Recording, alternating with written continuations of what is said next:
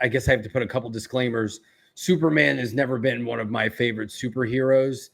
And it's because I always thought he was a little bit too perfect. So to me, he was always a little bit boring of a superhero.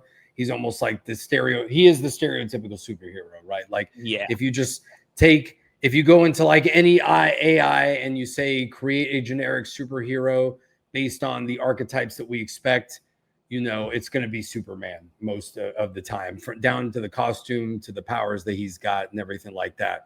So I've always found him a little bit boring, never hated him or anything like that. Batman is probably more of my favorite hero in the DC space. Yes. And I think I've always liked, guys that are really just normal men that use technology or their brains or their skills to achieve things. That's why I love Iron Man and Tony Stark too, even before the Marvel movies. He was always my favorite, like Marvel Ultimate Alliance and things like that. And I love Tony Stark's, almost being like an anti-Batman, but being very similar when you think about it, that they're both rich businessmen, totally different attitudes and motivations, but they use their skills and fortune technology to become heroes. So that being said, so usually most Superman movies, the Christopher Reeve movies are great in their campy way. And I love Christopher Reeve, but Superman was always a little bit boring to me.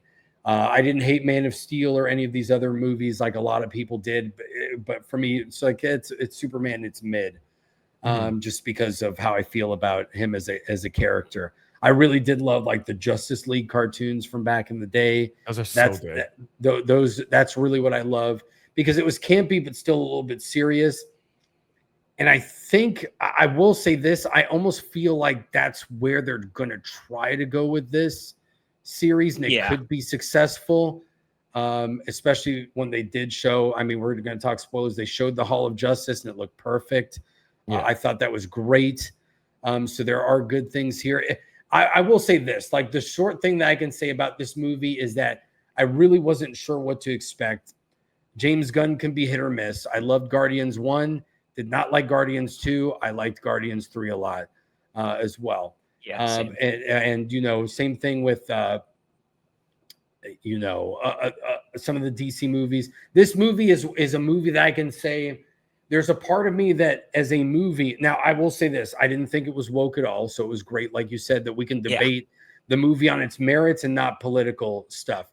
And even the movie itself has a great comment at the end where they're showing different news clips. And somebody who I'm assuming is like a rival of Lex Luthor that runs another company is like, finally, something that Democrats and Republicans can both agree on. Lex Luthor is a loser and he sucks, or something like that. And so I was like, see, even the movie itself is like saying like, see, we didn't go there. We didn't make it political. And everything that has to do with the plot of the movie has nothing to do with like real world politics, unless a military invading another country, that's political, but that's a generic plot point. Let's be honest. So that's not even a crazy thing. So I think that in that regard, it was good. It's a movie that I watch and I'm like, this movie's a little bit cheesy. It's a little bit disjointed with the plot, but for some reason, I really enjoyed it a lot. And I can't explain why, because objectively, I could look at it and say, this is not that great of a movie, but I really liked it. And I feel like it's one of those. And I think what it has to do with is that in a way, and I think what's the gentleman who plays Superman? I'm terrible at this. David Corenswet. I thought he was a great Superman. I actually really enjoyed him a lot. He looked the part. He came with a naivety to Superman that I liked, because Superman is supposed to be kind of a pure messianic figure. He's like a Jesus Christ type of superhero when we think about it, because he's always perfect. He's always righteous. He's all powerful in many ways when you think about it. His weaknesses are pretty niche and he can overcome them, and he was raised by like a good family. And I feel like that was really portrayed very well here. That in a way, he's like, I'm just some nice guy that's trying to do the right thing. And I was like, that's actually pretty relatable. That's really relatable. And I did like that. So it felt like a very optimistic movie. And I did not think that I was going to like that. I thought that would be hokey, but for some reason I did like it. But I don't know I don't know where they're going to go with the rest of this. Like, I don't know how Batman is going to fit into this universe that is a little bit more lighthearted.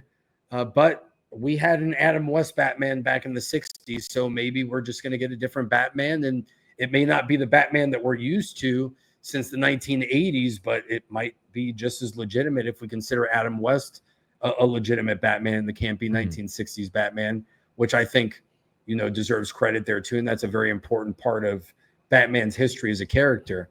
So I don't know. So that's kind of my short take on it. All right, cool. Grae, what about you? Yeah, so I kind of tweeted this last night after watching. So, like, if you treat it as generally a superhero film, I think it's fine. It's okay, but I feel like Superman himself, which is supposed to be his movie, he got sidelined a lot. Yeah. I know, like, I don't expect I expect the hero in the story in this movie, like, somewhere along the way they get beaten up, they get annihilated by the villain, and then they redeem themselves in the end. But 80 to 90% of the film, he gets beaten up. Like, you only see him, being the actual Superman at the very end of the movie, which I found really weird. Like, at the very start, he's getting beaten up by Ultraman. He's getting outmaneuvered and outsmarted by Lex Luthor at every turn. It's like why? It's like, is it like, I don't know. It's like, whenever I think about Superman, and especially this is can you guys hear some kind of noise? There we go. Okay. Yeah. So when you like, especially supposedly the first chapter of Superman, like, you would think, like, I think for me it's important that, since it's like your mascot, DC's top tier superhero character, I think him having superpowers should feel special. Like, but they kind of killed that at the very beginning. Like, because they started the film like kind of like Star Wars-esque, like, long ago in a galaxy far, far away. They did that approach at the start. So it's like 3 centuries ago, meta humans came to the world, people with superpowers. So it's like, for me, that's a really, really terrible way to start. It's like, that kind of kills Superman being special. Like, already people came in with superpowers. So, okay, so it's a commonality that people with superpowers are around. So I feel it took away a big chunk of Superman. Like, I think Superman should have been the first guy to actually, for the world to see, this guy's beyond the average human being. So there's that. That's, bad start. And he kept getting, beaten up all throughout. Yeah, I get it that a superhero, has its downs at some point, but they overdid it. But I understand, like, the problem with Superman right now is that there's so many iterations of it in the past, and a lot of people like the Reeves one, some people like Cavill's, some people like etc. etc. So the hard part with Gunn's side is, like, you have to strike a balance between sticking to the original source material and at the same time introducing something fresh. Because, like, if you stick to the comic books too much, people are gonna say, "Oh, James Gunn's really lazy. He just adopted what's in the comic books and then applied it to the movie." So he has to introduce something new. But I think what I really think is he went overboard doing that. I think he didn't strike a balance between the old and trying something new. I think he went way beyond.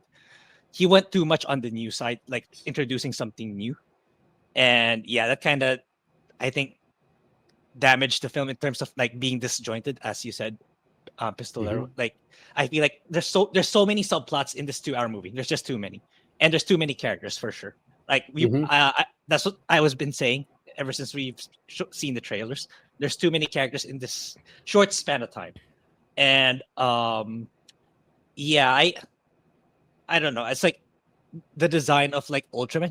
He reminds me of Black Noir from The Boys. Yeah, he did look like Black Noir. He looks like Black Noir. It's like, okay. Anyway, well, if you think about it, like, okay, this is also a little spoiler for The Boys. It's like, it's basically the same premise in The Boys.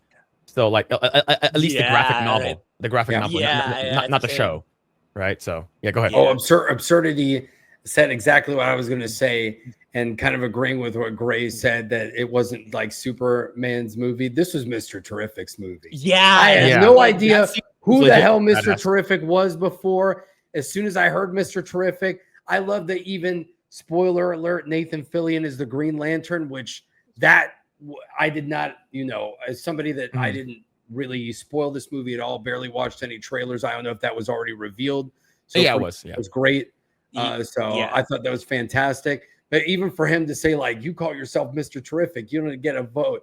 And I was like, this dude is awesome. I was like, he really is. He's the best character in the damn movie, because there are just so many moments where he is like the audience, but at the same time, he's also so cocky and arrogant, but smooth about it. I love his actor. He's in For All Mankind as well, which is a great show that nobody talks about, which is one of my favorite shows of all time.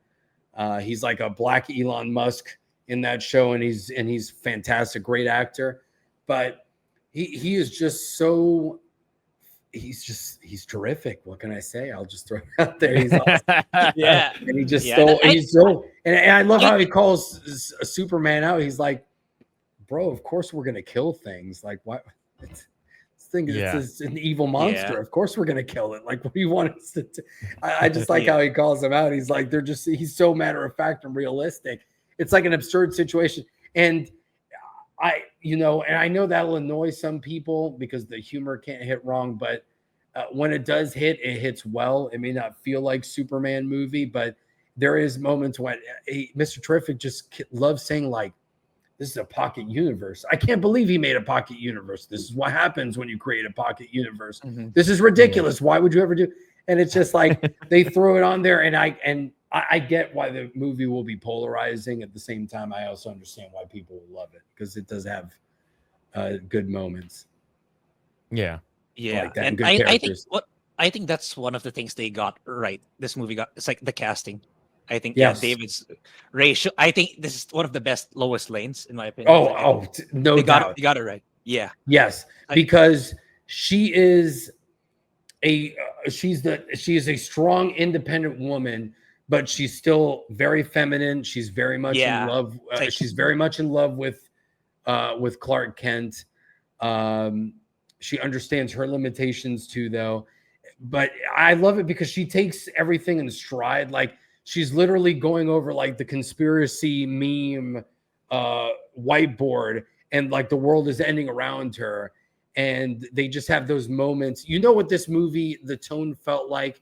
It reminded me of the Tobey Maguire Spider-Man movies. That's kind of the feel that it had, where it was like the stakes are serious, but it's got the humor, but it's not exactly like Marvel's type of humor. It really was almost kind of that Sam Raimi-ish humor in a way. And sometimes with James Gunn's obviously being James Gunn, like he can't be, it's hit or miss. Sometimes it's great. Sometimes you're just like, oh, but, and there were those moments there. So like I said, it's a weird one. It's like, I know that I'll watch it again. I'll be like, this is objectively not that good of a movie, but I really enjoyed it. It's going to be like a guilty pleasure. Yeah. I feel like that's how it's going to be for me. And for me, it's like, I don't know. I find it like, I get what Gunn was going for with the plot, with the subplot of the Kryptonian, where Luthor manipulated the hollow of the parents. Like, I think you got to get more wives. I think that's a bit much, even though like he was trying to like, draw outrage, a realistic way of depicting outrage on social media. I think that's a bit too much. Like, So here's the thing. We don't know whether or not that's true, because as of right now, if you just watch this movie just by itself, there is no explanation whether or not the video was doctored. And you have everyone tells you that it was. So you have to take it as a face value, right? Whether or not the video was doctored. So the thing is that let's say if I watch this movie and this movie only, or let's say it's a movie that's so bad that there's going to be no other Superman movie ever in the future to sort of answer this question. This is the only thing that you get. You get that this thing is, hey, Superman's parents was like, hey, we want you to go to Earth. You're going to serve the people of Earth, but they're also stupid and they're dumb. I want you to spread your Kryptonian seed, take many wives, and rule without mercy, right? It's like, oh, they're going to explain this in Supergirl. It's like, bitch, what about this movie? You could have done something really simple at the end. And it's like, I guess that I guess people didn't really care whether or not the Superman's parents were good guys or not. It's like they could have done something super quick, like less than a minute. They could have explained it, but they didn't. So that's the thing that you got to take as face value. The fact that they didn't explain it, we have to take it like, yep, this is what they basically, they're Viltrumites. They're fucking Viltrumites from Invincible, and this is basically their parents agree with Zod because this is what Zod would have done. Yeah, right. So it's just yes. it's that's the reason why like I hate that the most about this movie is because the retcon of Jor-El. And here's the thing, you're like, well, how did Superman actually become like a good, like upstanding man in civilization, right? It's not from mom and pa Kent because they're sort of dumb. They're sort But of dumb. I think this movie tried to show that. What are you doing? Hey, it's who are you talking about in the background? It's like the thing is, like they feel like the country bumpkin, like what Jeremy would say.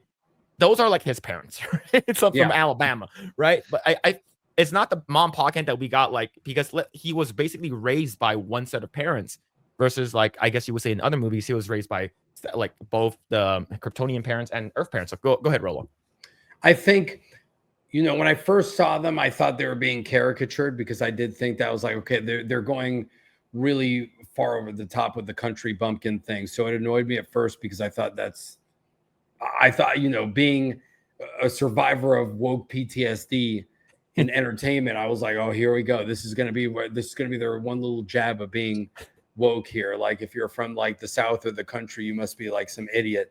I saw that too. That's awful. Oh man. So,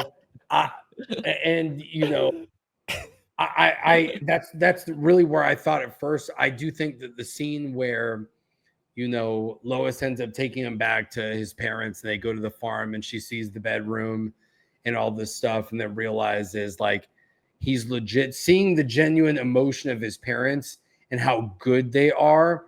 I think that's what they wanted to show. And I think even Superman's character being a little bit naive, like when he has that monologue at the end with, in front of Lex Luthor, it's not your typical monologue that you'd hear from a lot of superheroes that when you think about it, they sound like they're really articulate and college educated, or they were in the military. So Captain America can give a great speech because he was an officer. He's a leader. Tony Stark can do it because he's a genius. But it really sounded like this Superman was just a normal dude who happens to be almost omnipotent.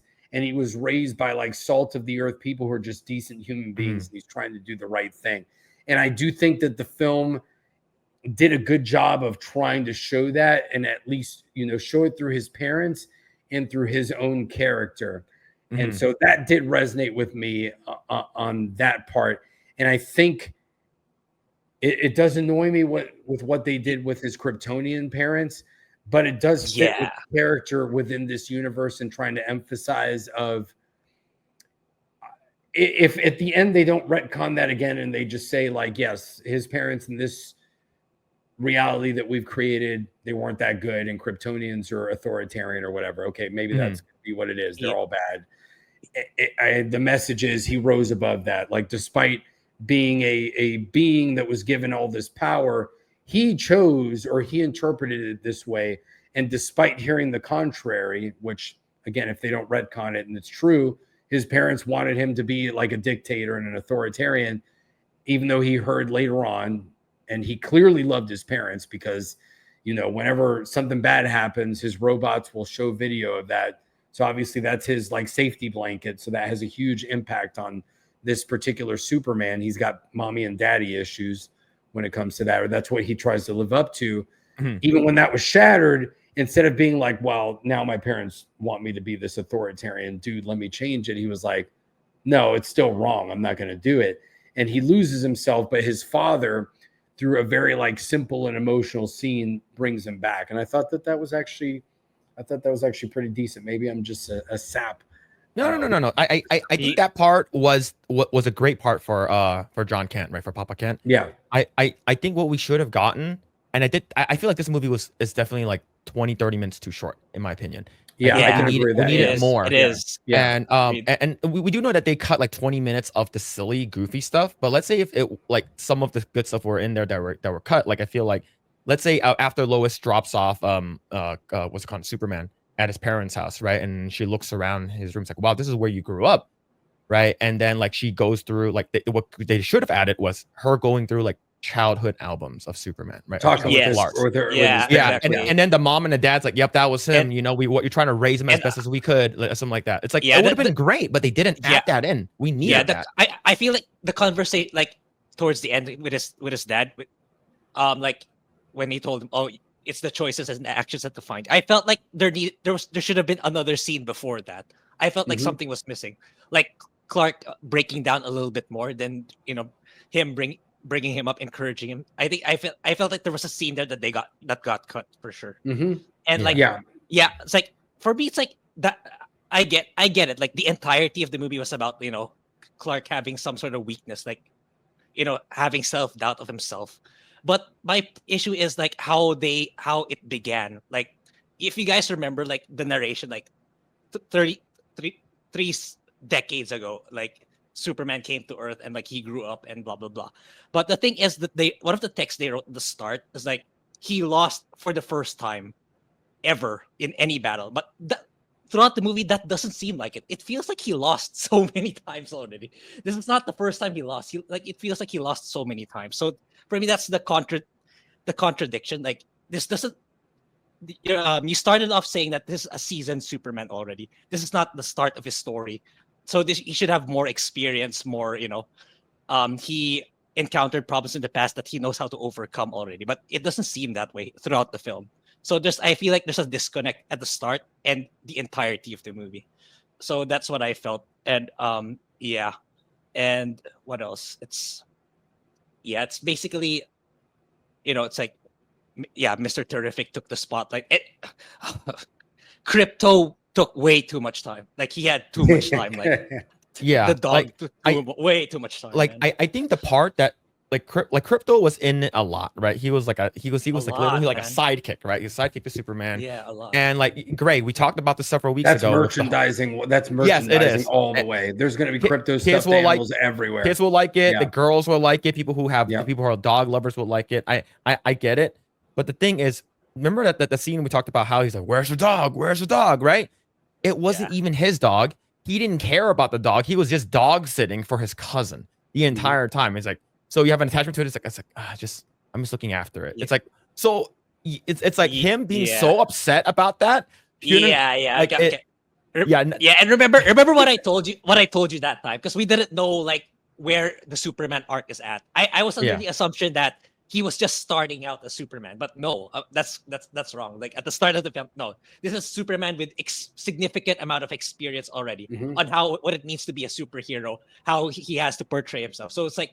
He's already very seasoned, so he shouldn't have. Yeah, I'm at your side now. He shouldn't have acted that way. Let's go. This is an experienced Superman. This is not a green Superman anymore. So yeah. But, like one major thing is I think there are very very good moments in this movie that was cut short because James Gunn didn't trust himself. He didn't trust. He didn't trust in his writing. He didn't trust in his direction to let things marinate just a little bit more. I think the Paw Kent scene with Superman and him sitting on the porch was a very good scene. For me, like being a father, I have a son. I was like, that's exactly what I want my son to be, right?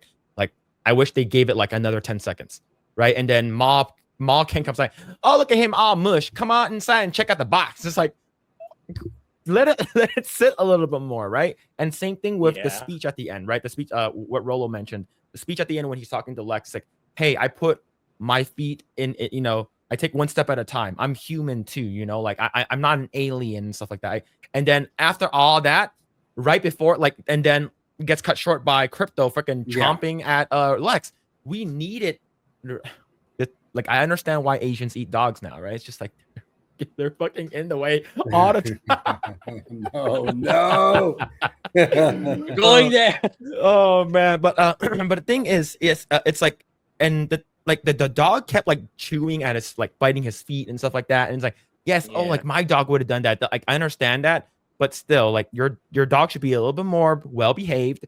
But we all know that why the dog's not well behaved is because of at the end of the movie it shows that, like, this is Supergirl's dog. This is Kara Zor-El's dog, right? She comes in all like drunk and shit like that, and then she leaves, and then she's like, "All right, see ya, bitch." Just leaves. So there are a lot of good stuff, but there are a lot of things that I can't forgive it. Is because I just wish that there wasn't so many men crying in it, like Metamorphose crying, and like Lex Luthor cries, Superman cries, Papa Kent cries. Like I get it, but like I wish like we got a little bit less of that. And going back to that the message earlier, this scene, the most badass, most memorable scene in the entire movie, it's not Superman, it's Mr. Terrific. And then even Lois Lane was like, holy shit, that's badass. Yeah. Right? Like that, she should have done that with Superman, but we never got that. Exactly. We never okay, I know it's a freaking superhero trope, especially for Superman. She should have fell out of a building and Superman saves her. Boom. Are you okay? You get a little bit more of that person to person. Because the only two times that Superman talks with Lois Lane is the scene where they're arguing / interview, and then the part where was an actual really good scene where he's in his own apartment with the freaking monster fighting in the background. But it's like the whole James Gunn sort of ruins it, because that scene was a very crucial scene between him and Lois that's undermined it by a freaking monster in the background being fought by the Justice Gang, is because, hey, aren't you supposed to go out there and fight with them? They got it. It's like, bro, I thought you wanted to save everyone. That's the reason why you broke all of these freaking like international laws by going to other countries and shit like that. Yeah, doing that kind of stuff. But whether or not you want to compare these two countries to either Russia, Ukraine, Israel, Palestine, it doesn't matter, right? It's just like, if you really want to save everyone, go outside and help them save your city from this fucking crazy monster. And I think it's just I think there's too much MCU James Gunn stuff. Yeah, well, I think if you want to go there, he's very much, for better or for worse, and maybe this actually makes him more realistic in the context, and we may not like him. He's very much a millennial or Gen Z. Yes. Superman. Now, not in the woke sense, because he's not bitching about things or complaining about social justice or anything like that. But he's definitely like, which I don't think there's anything wrong with that, being in tune with your emotions. But I agree with that scene. He got a little bit too much into his feels. It's like, bro, you can get into your feels as a man. Like, I agree with that. Sometimes men, there's a reason why men commit suicide at a higher rate than women do. This is something that we talk about in the gun community a lot. And it is because a lot of times we don't allow ourselves to feel emotions. We're like, I'm good, bro. And it's like, no, you're really not. Like, you're like drinking every day and you're like borderline suicidal, but it's like, but you got to man up. So I agree that's a problem sometimes with men, but it's also the expectation at the end of the day is, I can feel these things, but when shit hits the fan, I can't let this affect me. After I deal with the shit that's hit the fan and I've cleaned it up, then I can sit down and be like, that was fucked up. It really affected me. And I need to talk about it because I'm like jacked up right now, like emotionally. I like fight this interdimensional monster. I'm losing my mojo. I don't know what's going on. The internet hates me, and now I can do it. Now I can talk. Now I can talk to my Chica over here, and she's going to listen to me. But it's after I took care of business. Because if the business is out there, she's going to be like, yo, this is kind of fucked up. Like, I can't respect the man that's letting the city get destroyed. Yeah, here's hot cocoa. He's in his feels. So I agree that now I get that was a James Gunn scene. Now, the exposition in the scene was great. Yes. And I do think that the chemistry between Lois and Superman or Clark Kent is fantastic. I love that scene where very good. See, this movie subverts expectations in a good way. Like when they're getting into that debate where she's busting his balls at the Daily Bugle, near the beginning, and she's like, oh, one of Clark's articles, like, we know how that's going to be. And it's like, oh, how do you get all these interviews with Superman? And at that point, we as the audience don't know that they're already deep in their relationship and they've been dating. And so she's literally busting his balls out in the open and nobody else knows what's going on. But they actually do kind of know what's going on. That's the funny thing. It's like at the end of the movie, it's like, oh, how long have they been going out for? 3 months? Around 3 months. It's like, but in the way that is kind of realistic, because people do shit like that all the time. Like, how many people have weird affairs, or let's go, hey, this is Project Eggroll, let's go to the Asian style. How many K-pop stars have to hide the fact that they're having relationships, but as idols, all of them have to, they right? can't By admit contract. it because they'll get canceled and then they'll commit suicide, because that's what they all do. So Yeah. that's the We're gonna same lose a lot of thing. money. What are you doing? Yeah, no, Yes. it's like, of course. They're Yes. driving these kids to suicide. But that's another tangent there. If you want to talk about crazy K-pop shit, I know way too much about Yeah. that for no reason. And Yeah. it's wild. Yeah. It's wild. K-pop is something else. I lived in Japan for 2 years too. I know a lot about that. That's why I'm like, Ultraman. That's not the Ultraman that I know. Yeah. Yeah. I have those action figures. I grew up with that. These are not the Ultramen and the Power Rangers that I know. Yeah, I yeah. watched this in Japan. I watched it with subtitles. I was like, that's not I know it's Ultraman. real Where's shit. the necklace where he fucking grows really big? What the Yeah, fuck? exactly. Yeah, that's another weird thing. Like the Ultraman subplots, like I find the motive of the casting of Lex Luthor is good. Like the guy who played Lex Luthor is good. But I like, kept seeing him as underli- Shaggy though from Scooby Doo, which is the live action ones, and I couldn't get out of my. I'm like, Zoinks, Crypto, what are you doing here? If it hadn't been for you meddling kids, I would have gotten away with this.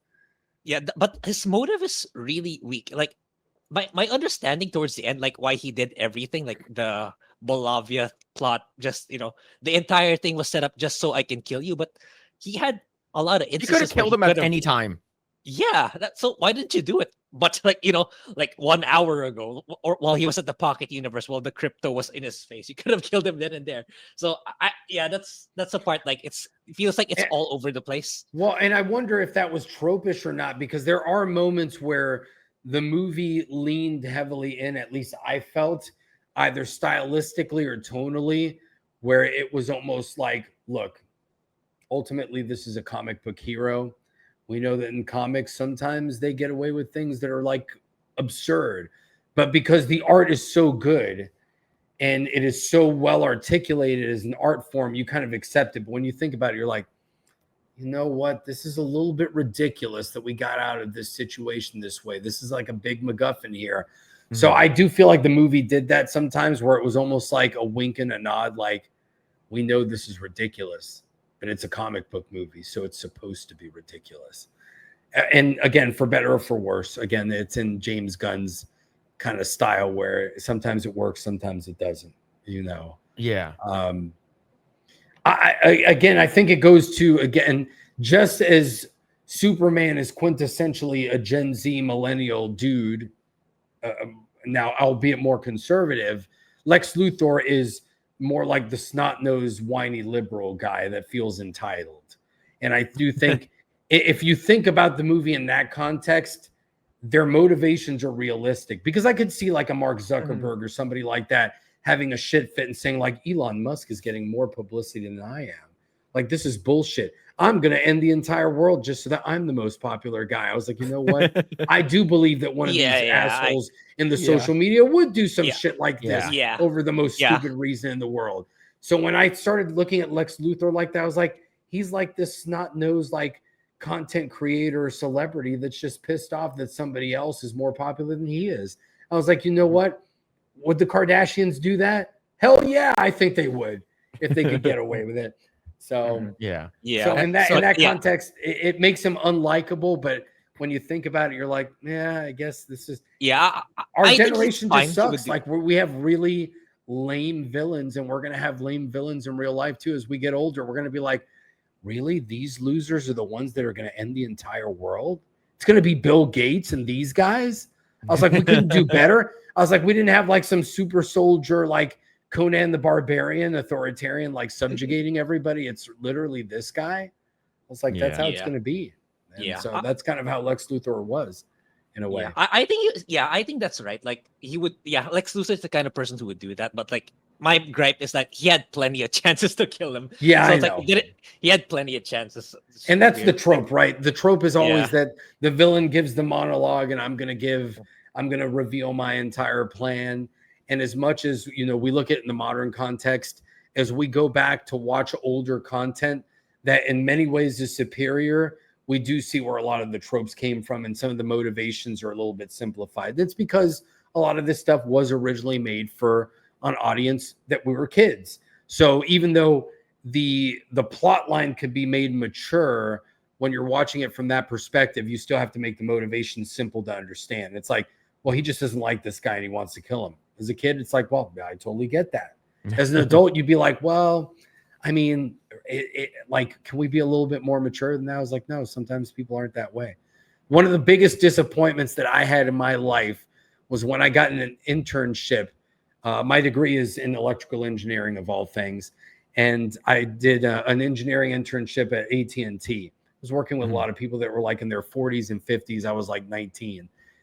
And they were gossiping about like such and such didn't invite me to lunch the other day. I was like, these are grown ass 50 and 60-year-old men and women that are arguing about the same bullshit that I hear in middle school. I was like, this is it. This is life.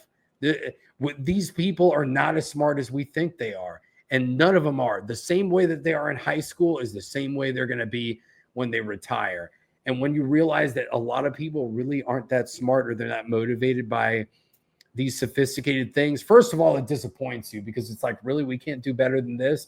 And then after that, you're like, well, it's easier to understand things, because a lot of motivation, it's like, what do they say? Never confuse what's done for a malice over stupidity or convenience. I forgot what that is. Occam's razor, or whichever one it is. And that's really the reality of the world. Some things are just more mundane. It's not like this crazy evil conspiracy. It's just like, no, people are just greedy and they do things it's like for really stupid reasons. The most simplest and the like obvious answer is probably the correct answer. Correct. Right? Yes. Yeah. I mean, like, how many wars in history where thousands of people died were literally like, that dude stole my woman, so now I'm going to go destroy an entire country because he took my chick.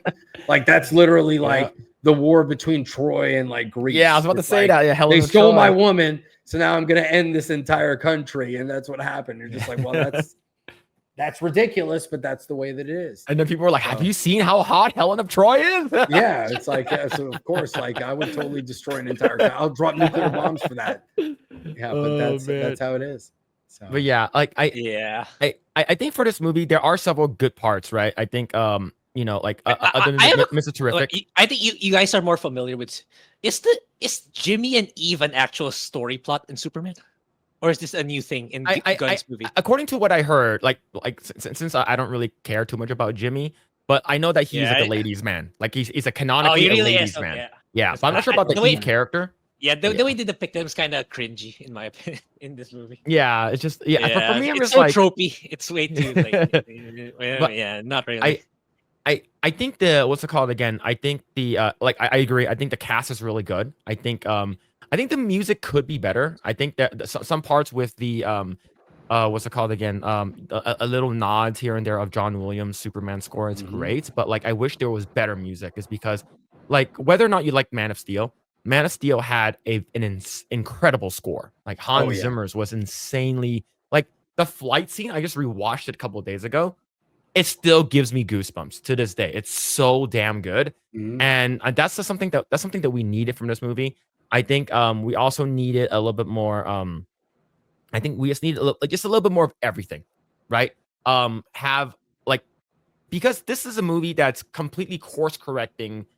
What's it called again? What Snyder did with Superman, with Man of Steel, right? Yeah, with how dark it is, like, but they went too far to the other side. Yes, it's sort of like I agree. It's like it's sort of sometimes it's too hokey and campy. And I know some people online like that I'm friends with. They're like, you got to think about going to this movie, thinking about this movie's for kids, this movie's for Gen Z, this movie's for young kids right now. It's not, but the thing is, like, it should still be good, right? So I wished it was I had hopes for this movie, but the thing is that like in some kind of way, like confirmation bias sets in. Like for me, I'm like, I don't think this movie is going to be better than the Zack Snyder Man of Steel, right? Yeah. But I think what they did good with this movie, Zack Snyder didn't do well. But what Zack Snyder did well in his movie, this movie did not do at all, right? And I just feel like we needed more of that. And like the initial thing that we got was Superman getting his ass beat. I wish we got like what happened after, like he fights someone and how everyone reveres him.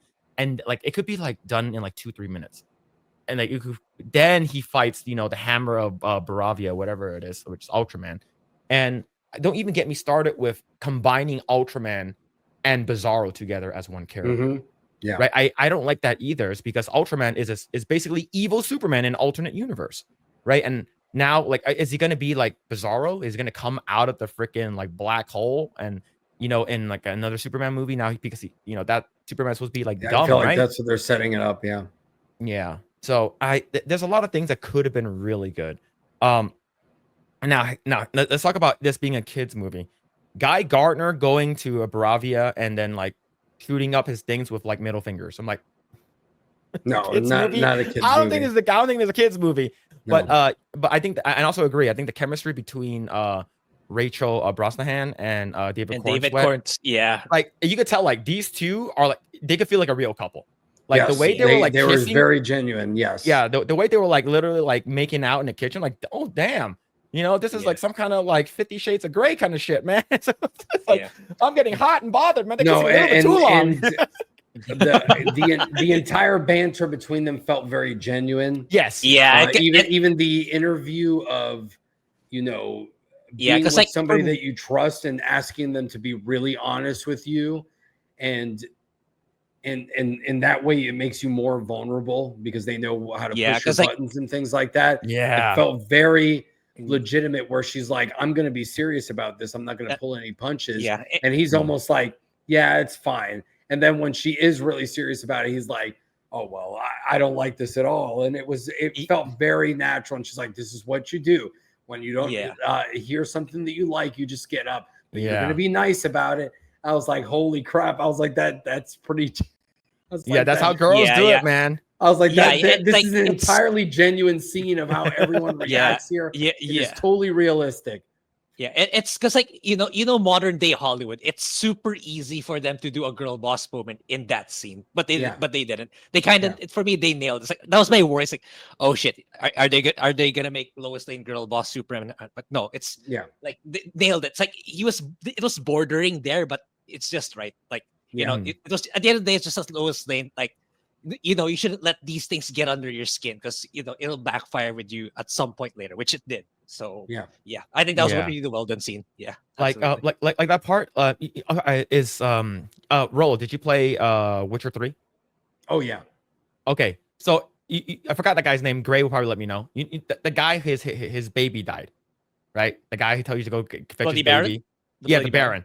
Right? Yeah. It's like, I don't know, but that new woman knew exactly what buttons to push to, you know, make me pissed off. It was like, that's exactly what Lois did to Clark. It's because we all had that, you know, like, people in your lives who know, especially if you have a sister. Ooh, my sister knew exactly what to do to piss me off. And they use it, right? And it's like, so, you know, social media has got you upset. It's like, no, I'm not upset. It's like, are you sure? It's like, yeah, I'm cool. Hashtag super spy. I'm fine with that. Hashtag super shit. You know I hate that. Yes. You know that pisses me off. It's like, okay. But see, I like it. I like it too, though, because she does it in a way that's like, yes, that's something that women do, but she also does it in a loving way of, I'm trying to shit test you in a way because you have to be better than this. You're Superman. Yes. Like you have to be able to handle this shit. And you're also my man. And I want to make sure that my man is not like unfazed by bullshit. And so that's where she's doing it. So it is a shit test, but it's not like a, you know, like an annoying, like she's just being this naggy or like a girl boss woman. It's more like you better be able to handle this crap because I'm your girlfriend. And if you can't handle me asking your questions, like if you actually do this legitimately in a hostile place, like they're going to eat you alive. And that's basically what she was doing. So she's trying to make him better in that regard.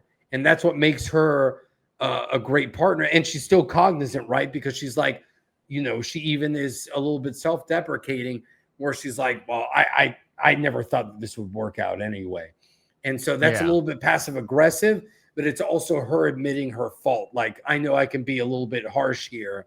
It is a jab at him because, you know, sometimes women will say that to us because they know we'll get bothered. Like, what does she mean by that? Like, what is she talking about? And then, you know, we'll fester and then we'll have to come back and go back to the argument. And women know that. So she did that on purpose, but it had the added effect of she was admitting herself like, look, I got my own issues too. So like, yes, I was being harsh on you, but don't necessarily take it seriously. I don't know what the hell I'm doing. Like, I'm not good in relationships. So it was very human and genuine. They were great. Like, I needed more of them. Like, if they would do a Lois and Clark TV series again, it needs to be with them. I was like, pay them what they need to do. I want to see them deal with like going to the supermarket. That's how compelling they were. and how good their chemistry was. And here's my my biggest gripe, and I mentioned this Grae. I said this many times already, and this is exactly how I felt about BVS.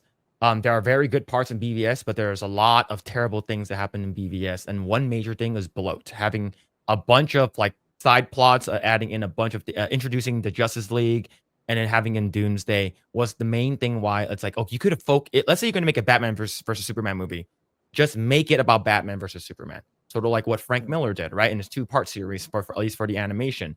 You do that, and then they add it in. Oh, here's Wonder Woman. Here's all the Justice League, and here's Doomsday. It's the same thing with this movie.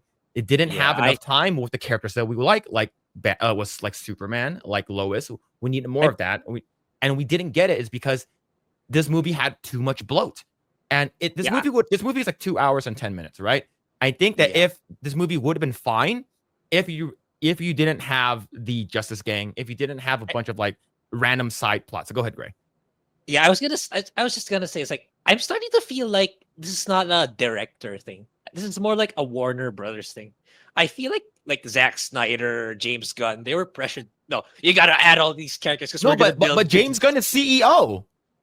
It's his decision. He can dictate what goes on. It's his thing. He's the Kevin Feige.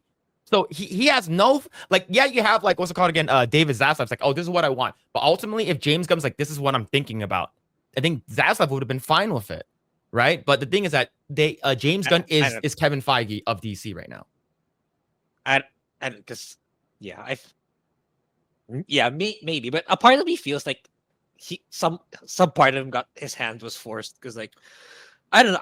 I would think like a creative director would know that there needs to be enough time to flesh out particular characters. But yeah, you could be right. You could be right. I think part of the problem that we have is that, and this goes to the video game industry too, if we want to get broader, this goes to a lot of industries, is that when certain singular events that happen, people sometimes think that they're replicatable, and sometimes they're literally miracles.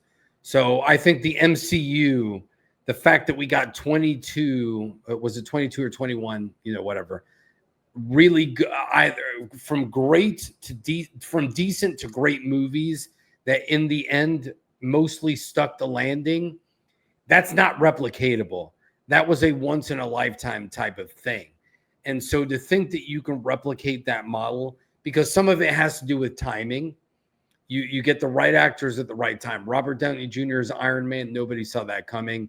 And it was legendary. And that was a lot of luck, because a lot of people thought Robert Downey Jr. was done, with all his drug problems, everything that he'd gone after. And then he took a B-level superhero character and ascended him to S-tier status. Like that's crazy. And that was all Robert Downey Jr. That had nothing to do with Iron Man. As cool as Iron Man is, that was all Robert Downey Jr. That had nothing to do with Marvel or Iron Man's merit as a character himself. I think we can accept that. So I think in the video game space, you can look at almost Fortnite.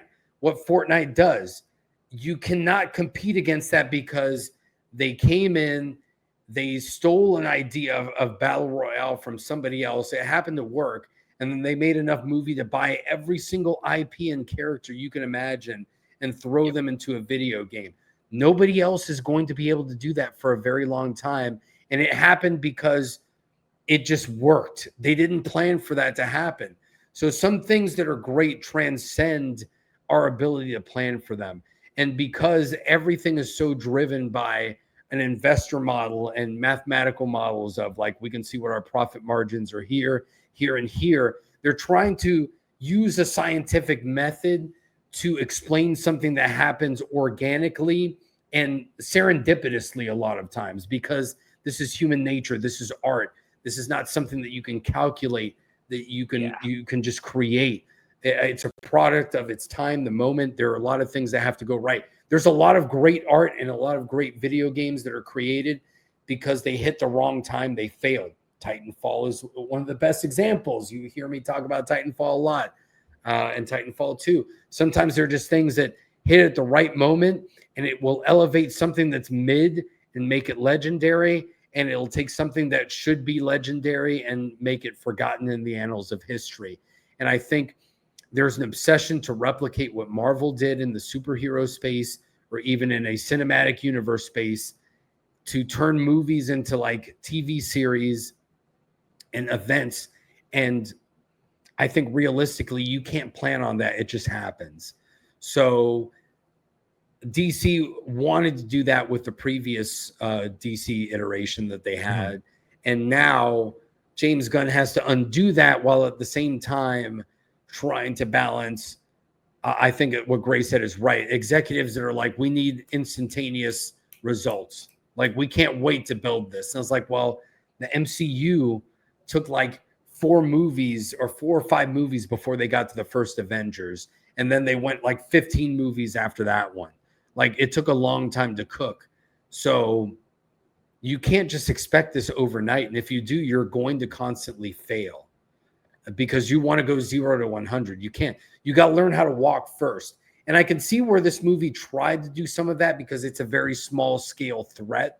When you think about it, it's like he's dealing with Lex Luthor doing random bullshit. It's not like Thanos or anything universe ending. It's actually a small scale disaster when it comes to think, which that's the right approach. You're starting small, because if you go all the way, then you're never going to be able to top it once you bring in the Justice League and everything. It's like, well, you already saved the entire universe. Like, what are you going to do now? It's like, well, we're going to save it again, but 300% more hardcore. It's like, yeah, I don't know about that. So that's the right approach. But at the same time, it still had that disease of, well, let's bring ensemble characters. As much as we liked Mr. Terrific or the Green Lantern, it was not appropriate necessarily to bring them in this movie. Yeah, it wasn't.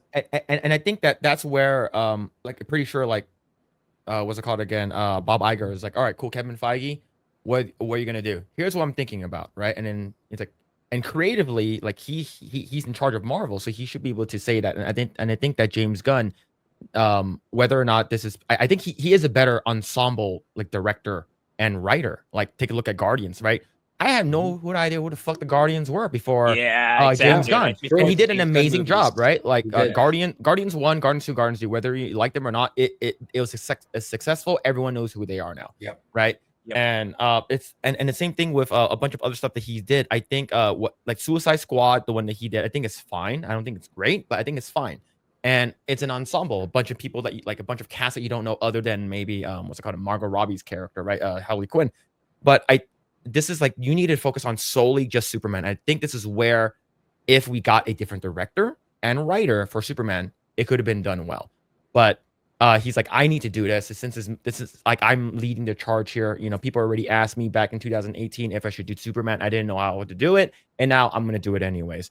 And I think bringing in everything is sort of, I just feel like he didn't believe in himself. And I think this is where he's like, I'm going to go back to my safe space, which is ensemble stuff, right? Comedy, what I know I'm good at. And I think that for me, I think this movie had a lot of great things, but it just fell very short for me. And I think that's the reason why. But I think this is normie enough that I think a lot of people who aren't like really, really big into Superman, people don't really care. They just want to watch a movie that's about hope, you know, whatever you want to consider this. Yeah. It's like, I think it's going to be good enough for them. But is this a movie that I would tell people to go watch? I was like, if you're interested in Superman, I guess. But like, for me, like, would I watch this movie again? No, absolutely not. Yeah. I guess if you're a James Gunn fan, I would say definitely watch it. Yeah. For me, it's James Gunn. It is a James Gunn movie. I would say, like, if you want to watch a superhero film, yeah, go for it. But if you want to watch a Superman film, no. That's how I would say it. And I do want to bring this up. I think this is very important, is because of what this is Joe Russo. So he's one of the Russo brothers that worked on Marvel stuff, and he said James Gunn to head Superman isn't just better than Man of Steel, it's better than Richard Donner's original 78 Superman. That is an insane take. Like, holy crap, man. Like I don't know. What do you think? What do you guys think about his quote here? I think potentially what it had was there. I think we all agree that the casting was fantastic and how the characters were portrayed was fantastic. They were not utilized the way that they should have been. So I think there were the bones there to have the best Superman movie ever. I do think that that's true. Like Yes. he could be the best Superman ever. Like this portrayal of Superman could be.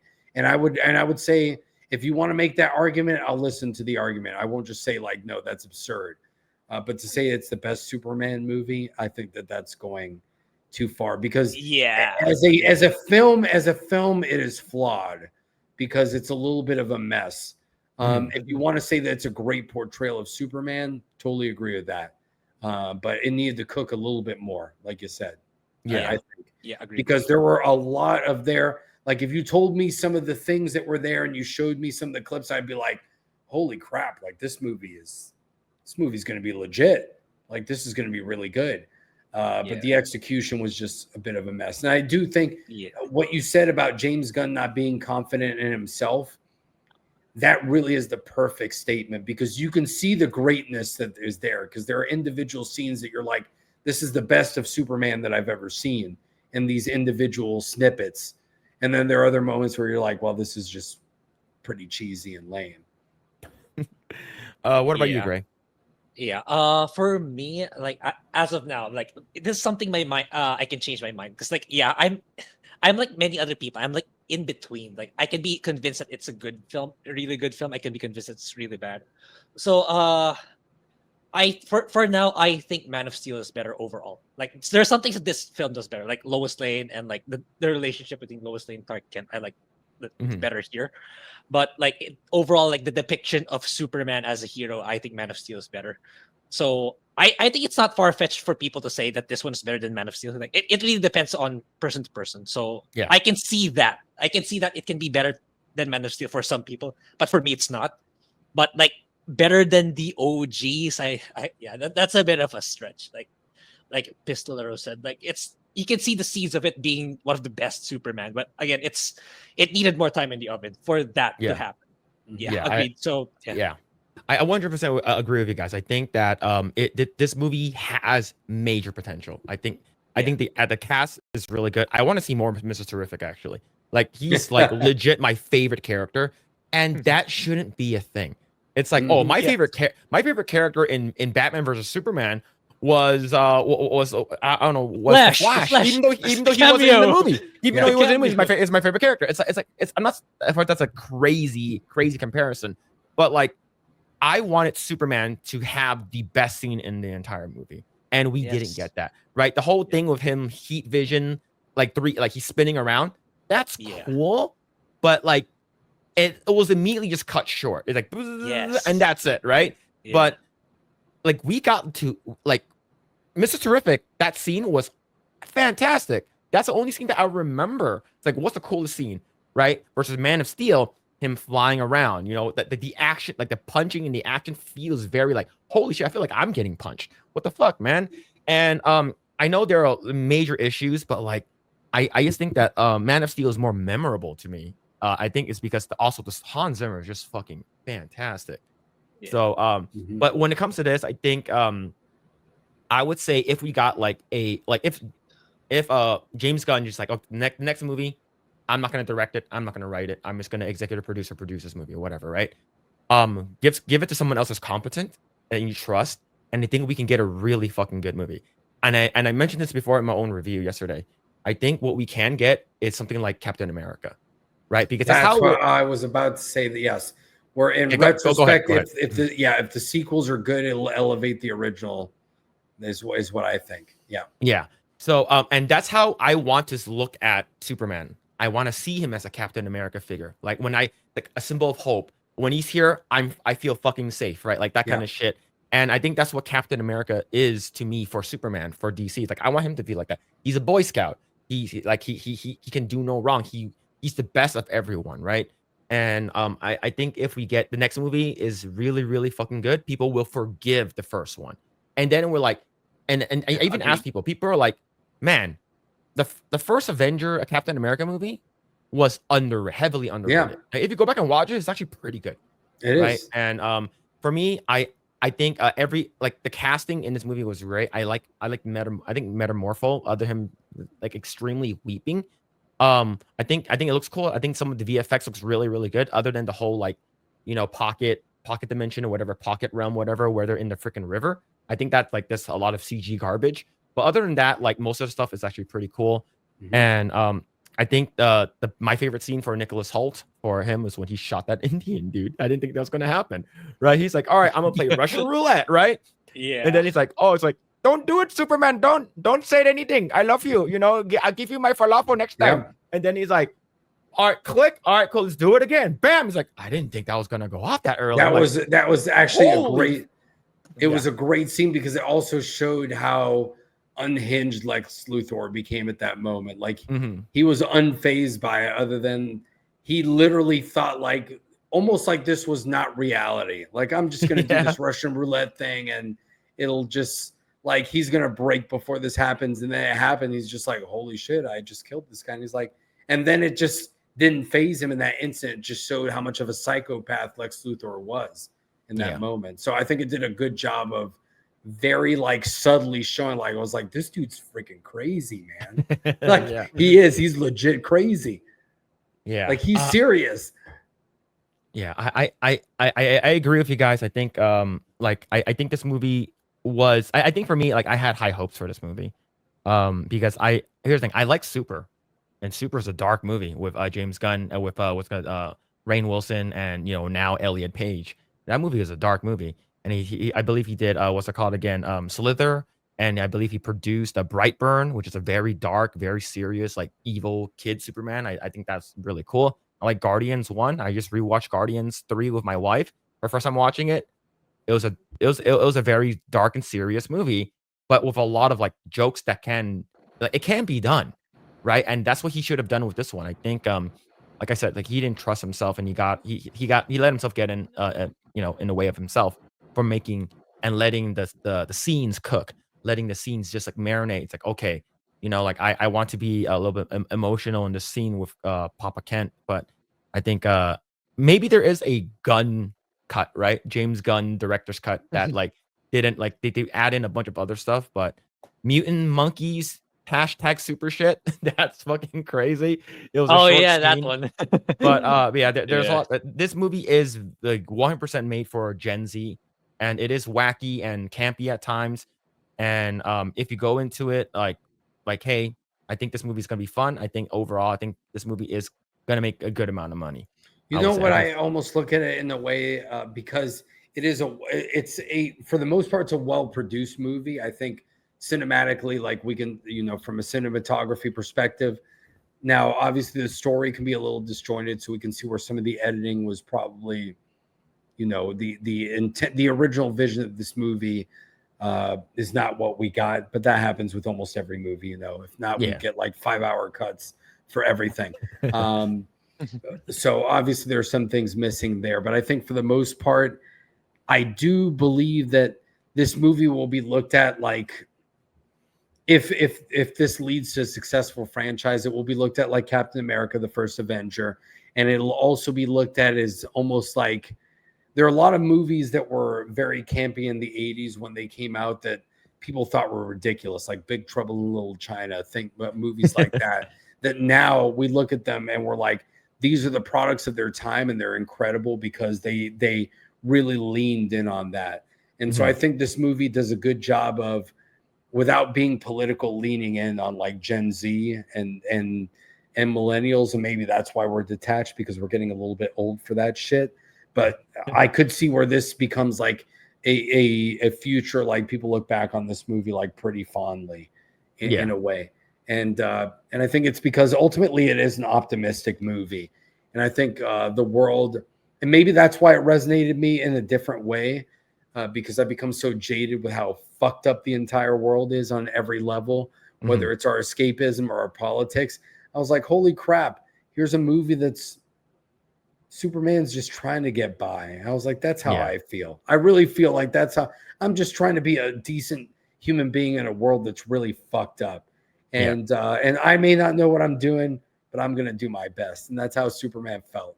And so maybe there's just some sort of emotional heartstring that's being plucked for me on this one.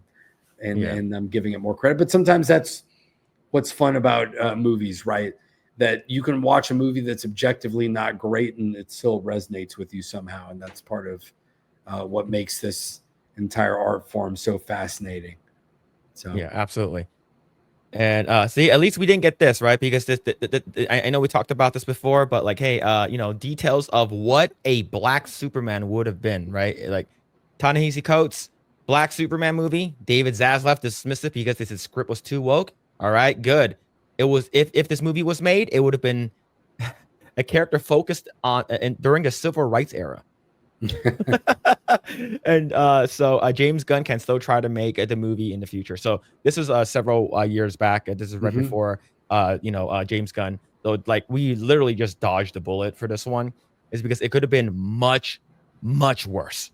And I believe someone said that he had a quote, right, saying that the first responders of like 9/11 were like terrible people or some crap like that, which is wild, right? That, we were so close to getting a really, really awful Superman, right? And I do agree. This movie, the Superman that we got, not woke at all.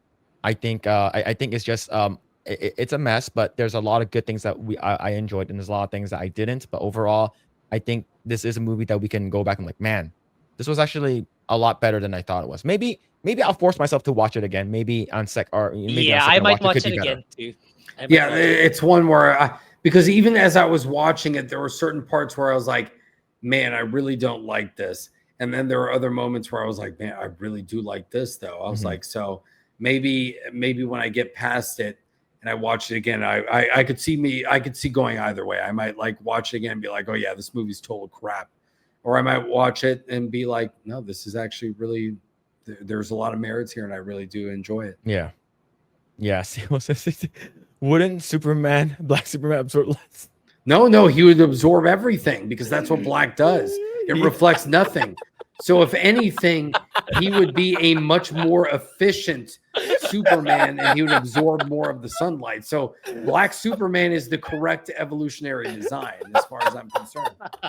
So because white Superman's going to reflect all the light away and he's not going to keep any of it. Yeah, Black absorbs heat, right? And so you're going to get more. So Black Superman would be more powerful than white Superman. I'm sorry. That's just the way it is.